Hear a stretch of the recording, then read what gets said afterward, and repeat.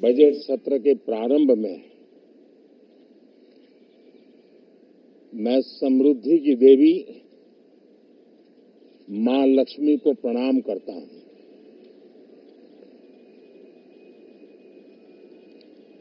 और ऐसे अवसर पर सदियों से हमारे यहां मां लक्ष्मी का पुण्य स्मरण किया जाता है।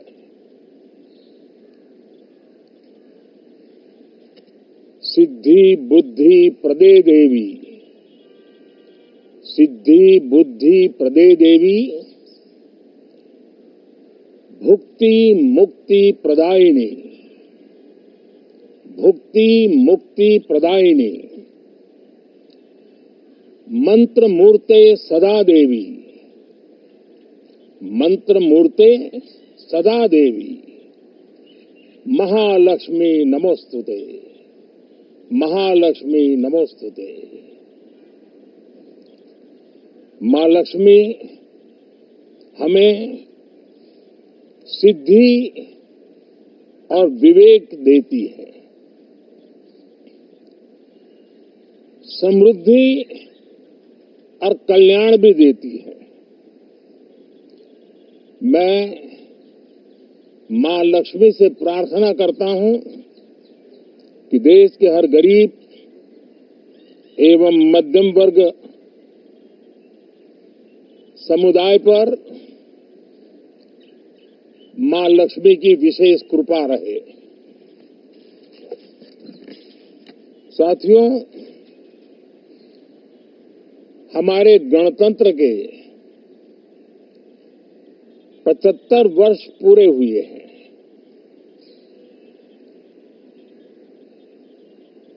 और ये हर देशवासी के लिए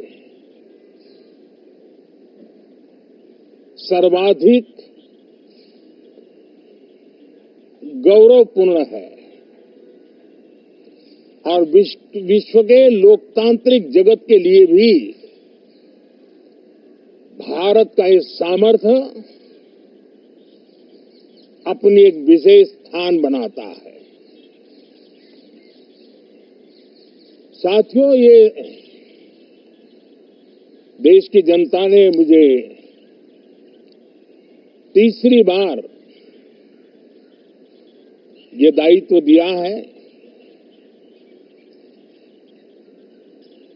और इस तीसरे कार्यकाल का ये पहला पूर्ण बजट है।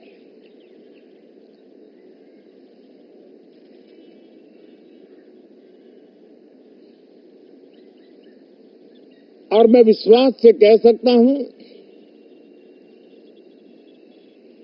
कि 2047 जब आजादी के 100 साल होंगे, विकसित भारत का जो संकल्प देश ने लिया है, ये बजट सत्र, ये बजट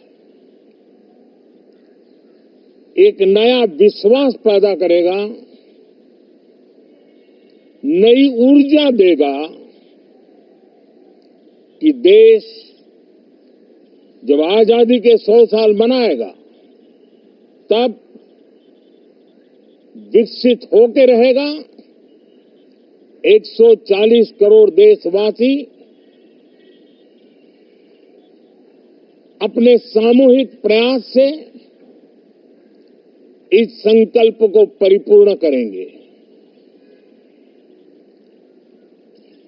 तीसरे टर्म में हम मिशन मोड में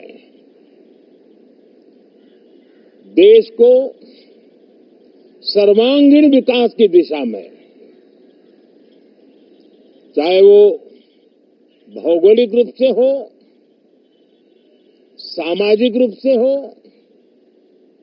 या आर्थिक भिन्न भिन्न स्तर के संदर्भ में हो,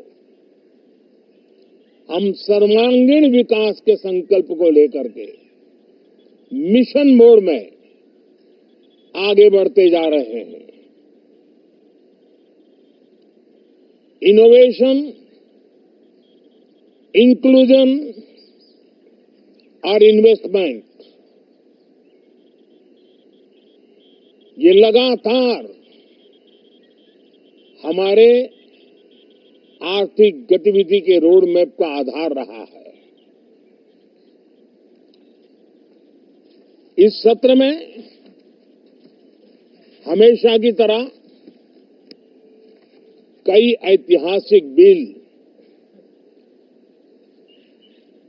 पर सदन को चर्चा होगी और व्यापक मंथन के साथ वो राष्ट्र की ताकत बढ़ाने का काम करने वाला कानून बनेंगे। विशेषकर नारी शक्ति के गौरव को पुनः प्रस्थापित करना, पंथ संप्रदाय के भेद से मुक्त होकर के हर नारी को सम्मानपूर्ण जीवन मिले, उसको भी समान अधिकार मिले, उस दिशा में इस सत्र में कई महत्वपूर्ण निर्णय लिए जाएंगे। Reform, perform and transform. जब विकास की तेज गति को प्राप्त करना होता है तो सबसे ज्यादा बल रिफॉर्म पर रहता है।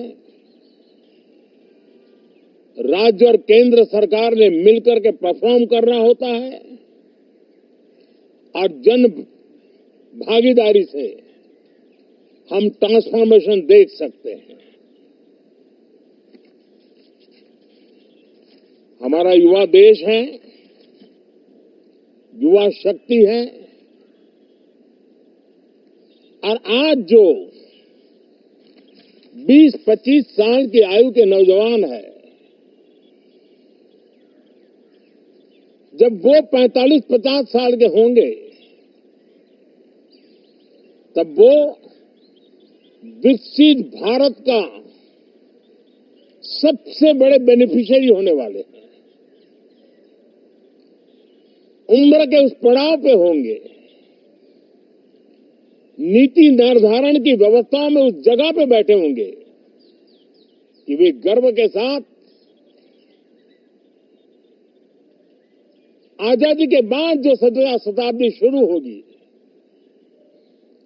एक विकसित भारत के साथ आगे बढ़ेंगे। और इसलिए ये विकसित भारत के संकल्प की पूर्ति का प्रयास, ये अथाग मेहनत आज जो हमारे टीनेजर्स हैं, हमारी युवा पीढ़ी है, उनके लिए ये बहुत बड़ा तोहफा बनने वाली है। जो लोग 1930 में, 42 में आजादी के जंग में जुट गए थे, पूरी देश की युवा पीढ़ी खप गई थी आजादी के जंग में, और उसके फल 25 साल के बाद जो पीढ़ी आई उसको नसीब हुए। उस जंग में जो नौजवान थे उनको नसीब हुए। आजादी के पूर्व के वो 25 साल आजादी के जश्न मनाने का अवसर बना। वैसे ही ये 25 वर्ष समृद्ध भारत, विकसित भारत, ये संकल्प से सिद्धि और सिद्धि से शिखर तक पहुंचने का देशवासियों का इरादा। और इसलिए बजट सत्र में सभी सांसद विकसित भारत को मजबूती देने के लिए अपना योगदान देंगे। विशेष करके जो युवा सांसद है उनके लिए तो सुनहरा अवसर है, क्योंकि वो आज सदन में जितनी जागरूकता, जितनी भागीदारी बढ़ाएंगे और विकसित भारत के जो फल है वो तो उनकी नजर के सामने देखने को मिलने वाले हैं। और इसलिए युवा सांसदों के लिए एक अनमोल अवसर है। साथियों, मैं आशा करता हूं कि हम देश की आशा आकांक्षाओं के इस बजट सत्र में खरे उतरेंगे। साथियों, आज एक बात आपने जरूर नोट की होगी, मीडिया के लोगों ने तो जरूर करनी चाहिए। शायद 2014 से लेकर अब तक शायद ये पहला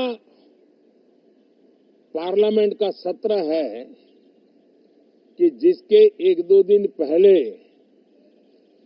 कोई विदेशी चिंगारी नहीं प्रगटी है, विदेश में से आग लगाने की कोशिश रही हुई है। 10 साल से यानी 14 से देख रहा हूं, हर सत्र के पहले शरारत करने के लिए लोग तैयार बैठते थे और यहां उसको हवा देने वालों की कोई कमी नहीं है।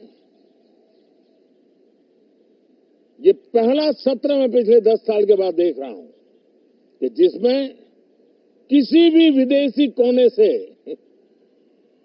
कोई चिंगारी नहीं हुई। साथियों, बहुत बहुत धन्यवाद।